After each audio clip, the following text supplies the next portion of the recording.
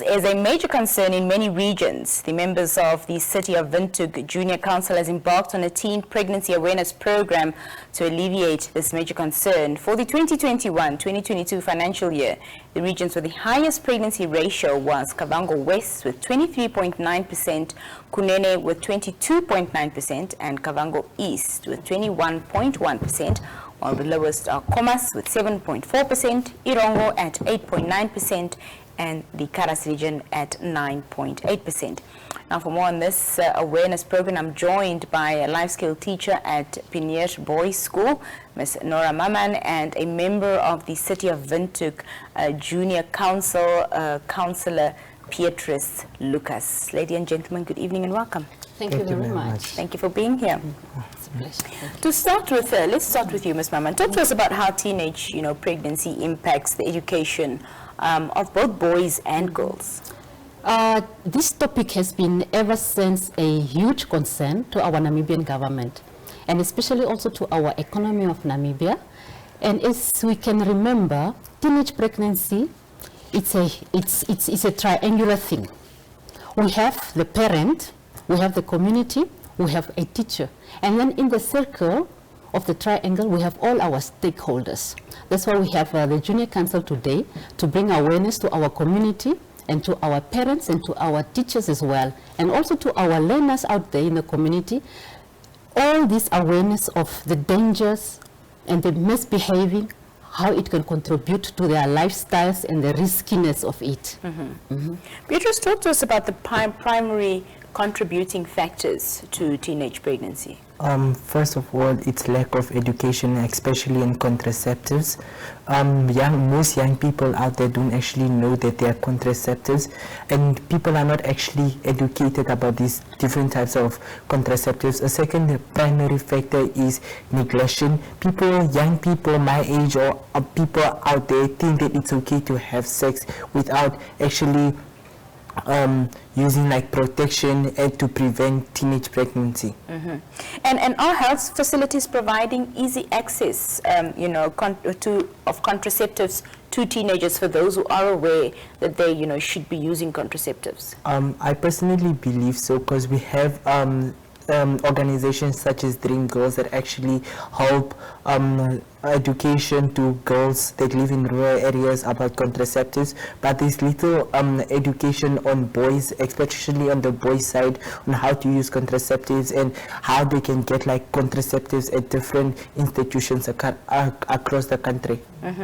Ms. Maman, what resources and support is needed, to ensure that girls stay in school and complete their studies? We need to come up with robust organization set at school, which are clear, platforms which can allow our teenagers, adolescents to express them freely, and organizations which can also have this a non-judgmental towards our teenagers, where they can have questions and where they can invite also their parents to talk freely and to educate them on any type of contraceptive, where they will also not have any labeling, no stigma attached to this type of questions they will ask, or it will be seen as a taboo. So we want, as a school and a community, to have an organizations which empower the youth so that they can express themselves and they can talk about any questions concerning the sexuality of their lives. In the beginning, you spoke of this triangle, which, of what influences a boy or girl child's sort of upbringing. So talk to us about the lack of parental involvement and how this contributes to the high rate of teenage pregnancy. As we can all remember, a house which is not run proper by any parent, it is a disorganized house. And it means a disorganized house is a disorganized community. It can contribute to failure at school. It can contribute to sexual abuse, because there is no control, there is no order at all. And what steps should schools take to, reduce the involvement of young girls and boys in sexual activity? And of course, it's not just solely the school's responsibility, but if we say that the community has a responsibility, boys and girls have a responsibility, moms and dads have a responsibility, what responsibility lies with the school? The school can have like set up meetings invite the parents, invite the neighbors. If sometimes we all know during a parents' meeting, it's where we all have all type of uncles, aunties. So the school responsibilities during a parents' meeting, they can bring awareness concerning anything with sexualities, have pamphlets, have like a Saturdays, they can have a meeting. After, especially if Saturdays are like a full day, no, Saturdays like a half day, then they can have that Saturdays to invite all those communities so that they can come back together and talk about any concerned sexualities of their children. Yes. So basically more platforms for discussions on this matter. And Petrus, on your behalf, what do you think, responsibility lies with teenagers? What should teenagers be doing, in terms of looking after their sexual health, number one, being responsible about that if you're going to be sexually active as a teenager, and of course in prevention of, teenage pregnancy? I would say that if you are sexually active, use protection. It's okay. I also advise parents out there to talk about sexual intercourse with their kids, because when you don't talk about sexual intercourse with your kids, this leads to also teenage pregnancy. It also, if you are not sexually active right now, it's okay to abstenize. There's no peer pressure. You're not running away from sex. It's okay not to have sex at that age. You will have to wait to have sex. So it's okay to abstenize if you're not sexually active yet. Are there enough platforms for youngsters, teenagers, to be able to speak on these matters, in your opinion? I personally feel like these resources or organizations are limited. That's why we have such objectives such as the City of Windhoek, where we actually want to create awareness for people to actually talk about teenage pregnancy freely, talk about their advice, and give like personal feedback how they feel about this certain topic. What role do you think social media plays towards, sort of promoting unsafe sexual behavior amongst teenagers? I would say that it promotes both bad and good things. First of all, social media can be like it can play as a peer pressure group to young teenagers about having sex. It can also help prevent these young people from having sex by actually like advertising that it's okay, you have to use condoms, you have to use their birth controls and things like that. But it also, like I mentioned earlier, that it also promotes teenage pregnancy in a way of telling young people that it's okay to have sex and things like that. All right. What advice can be given to young teens, Ms. Maman, to young girls and boys who are out of school, due to teenage pregnancy? What advice is there for them, and what advice is there to their peers so that they don't end up, in the same situation? Yes, the young teen outside, we can, the advice I can give them as a life skill teacher and a junior counsel at coordinator, I can tell them, choose wisely your friends. Focus. And if anything happened to come along the way and you are sexually active, always use protection. Always, always. Don't always be the smart one and to challenge your peer group. You will always end up the last one. And in the one at school, I will tell them, focus more, have your future and your goals lay out ahead of you. And if you have any questions where you cannot talk about your parents at home, you can always ask your life skill teacher, and you can always ask a very close, trustful teacher if the life skill teacher is occupied, but which is very rare. We stay till late at school, so there is not a question of, so just go out and ask. Thank you.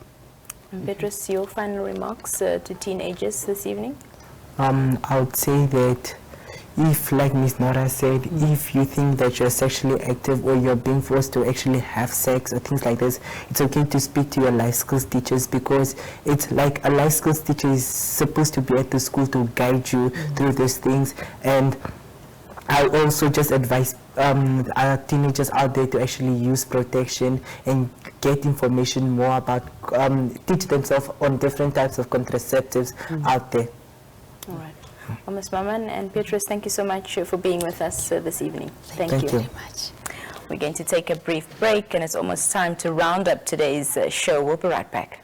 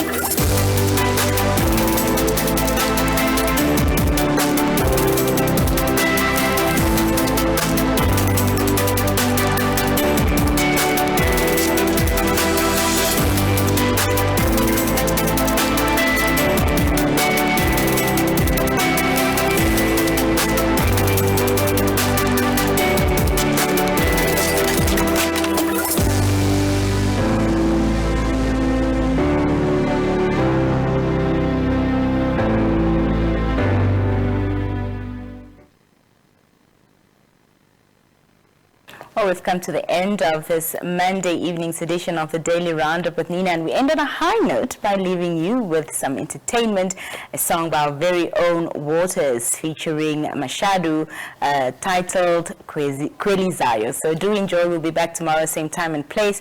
For myself and the team, thank you for watching and good night.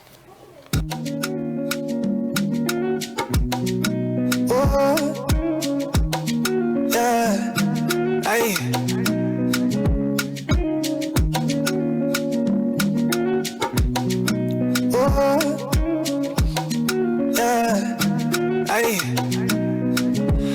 Ove mkwetu anje shitukara katupothe